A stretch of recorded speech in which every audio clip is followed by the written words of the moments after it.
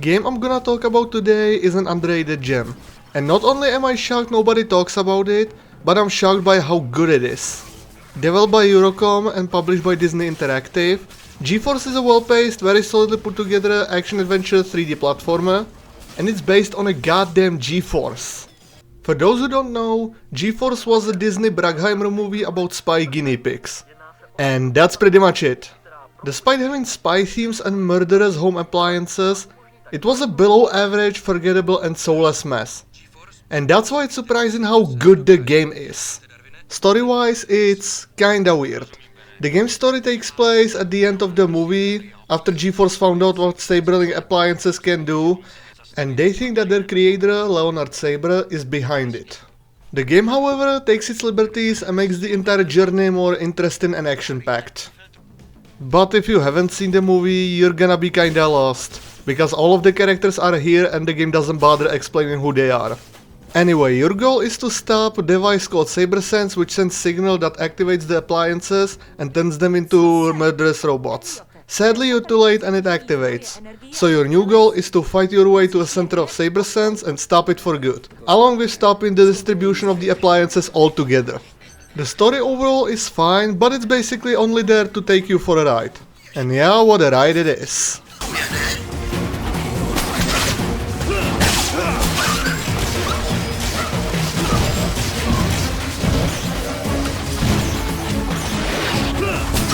Before we get to the game, let's quickly talk about the presentation. GeForce looks really good. It's colorful, animations are pretty smooth, enemy designs are creative, and environments feel like real places. Only downside are human character models which don't look very good and have some stiff animations. Visuals are accompanied by a pretty badass soundtrack. It doesn't have too many tracks and one in particular plays too often, but overall it's a great soundtrack.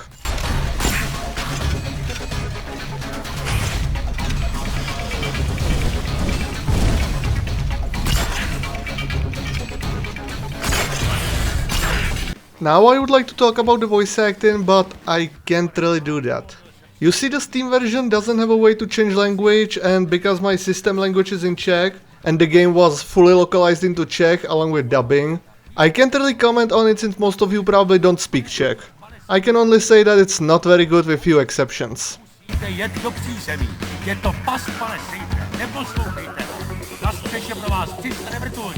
Alright, the presentation is behind us, let's finally talk about the most important part of any game, the gameplay.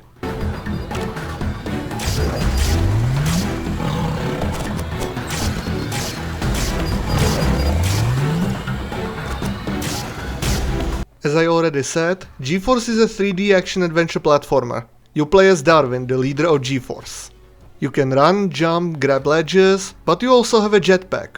It allows you to boost, which is basically your sprint, double jump, hover in midair for a few seconds, and finally it can also blast you in the air to reach higher places. The platforming is simple, but still creative, and the game constantly gives you new challenges, so it never gets boring. For instance, Mooch. Mooch is a fly that you can take control of whenever you want. He can slow down time, which allows him to get through fence and avoid some obstacles. Be careful about electromagnetic lights though, he's still a fly. He can also pick up and carry keycards, energy cores, chips and data disks.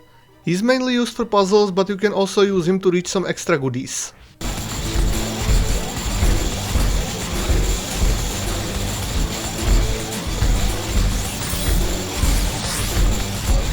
Platforming goes hand in hand with exploration. There's only a few things to find, but all of them have purpose. Chips can be found in the environment by destroying certain objects and by destroying enemies. And they are this game's currency that you can spend in kiosks for weapons, ammo, health and upgrades.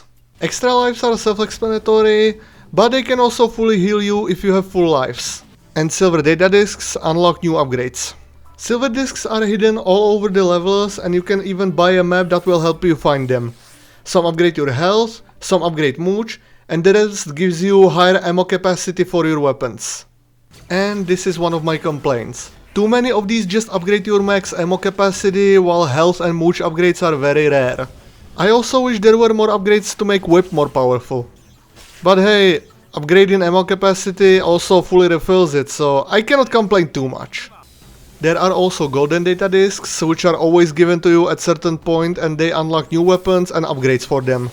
Now let's talk about the real meat of the game, the combat. It's ridiculously fun.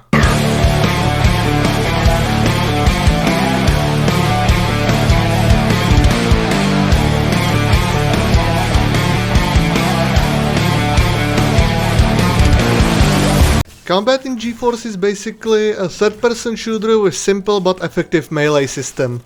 Melee consists of attacking enemies with your electro whip. There's no combos or anything, but you can lock onto enemies, which allows you to dodge, and later you can unlock heavy attack, which can be very useful if used correctly, even if it has some questionable hit detection. However, you can at any point whip out one of your guns and start blasting. You can only have 3 weapons equipped at the same time, but you can switch between them whenever you want. As for the weapons, let's talk about them.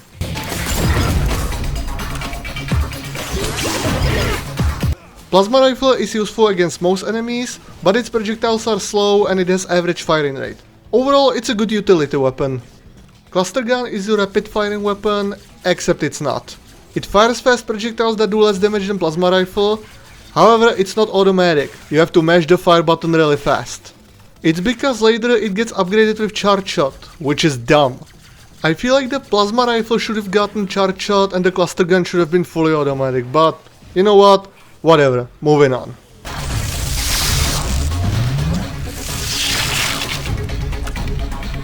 Nano Hacker can turn enemy into your friend for a few seconds. It can be useful and pretty funny to watch. Later in the game you'll get an upgrade that allows you to hack stronger enemies, which is also used for some puzzles.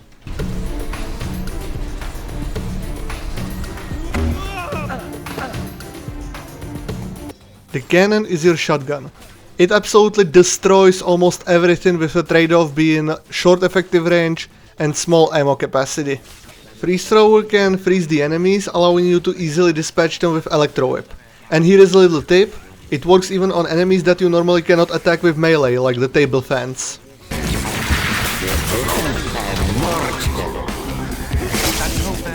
And finally, near the end of the game, you get a flamethrower.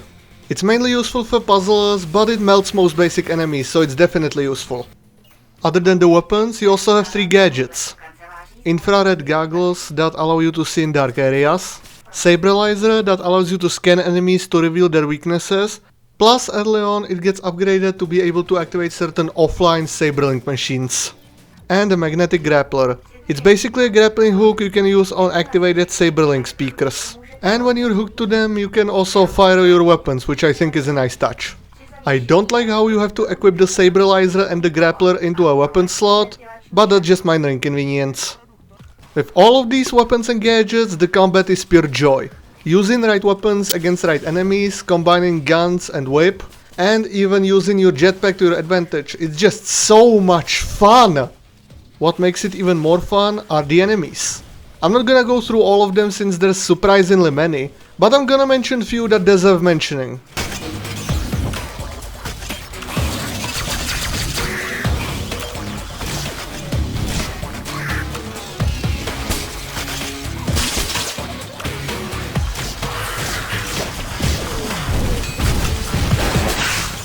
First, shield antennas.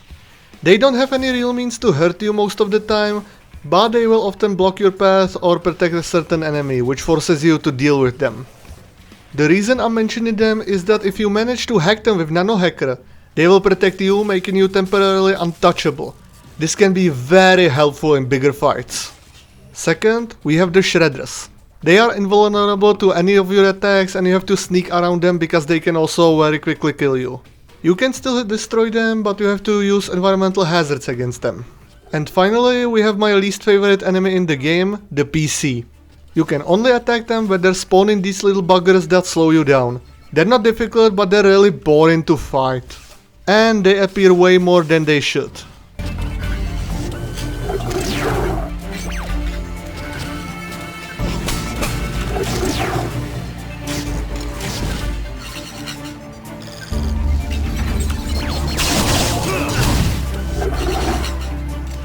Anyway, do you want to know the real testament to the combat?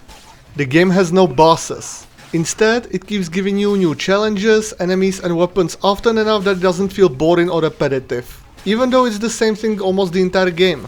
The difficulties also seem to be balanced well. I played on challenging difficulty, which is the game's hard mode. Difficulties change damage enemies do to you, enable or disable the hint system, and change the maximum amount of extra lives you can have. On challenging difficulty, I have maximum of 3 lives and took plenty of damage from enemies, forcing me to be effective in combat.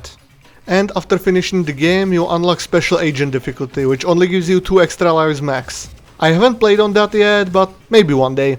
In addition to everything I just said, the level design overall is great. Yeah, the game is linear, but that's not a bad thing.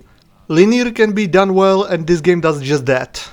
You're always moving forward, but nothing is stopping you from exploring. If anything, you're always rewarded for it. Another thing that makes the level stand out are the simple but memorable set pieces.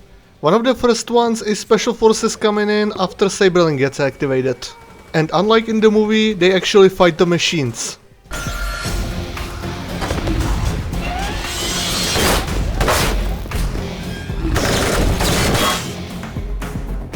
My favorite part is when your body blaster gets trapped in the elevator while Shredder is trying to get in.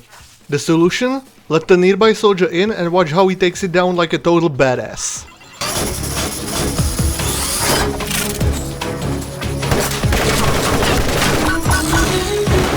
I'm not gonna spoil more because some of them are really awesome. But I'm gonna mention 2 sections that did something different. During 2 story important parts, you have to travel to a new locations, and for that you use the G-Force vehicle. These sections are pure adrenaline rush. And again, they're linear, but you often have to choose paths that you want to take. Plus there's a lot of enemies to shoot, hazards to avoid, and thankfully these sections don't overstay their welcome.